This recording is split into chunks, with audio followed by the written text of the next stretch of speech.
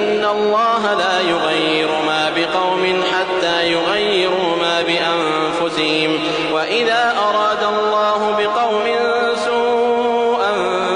فلا مرد له وما لهم من دونه من وال هو الذي يريكم البرق خوفا وطمعا وينشئ السحاب الثقال ويسبح الرعد بحمده والملائكة من خيفته ويرسل الصواعق فيصيب بها من يشاء وهم يجادلون في الله وهو شديد المحال له دعوة الحق والذين يدعون من دونه لا يستجيبون لهم بشيء إلا كباسط كفيه إلى الماء ليبلغ فاه وما هو ببالغه وما دعاء الكافرين إلا في ضلال.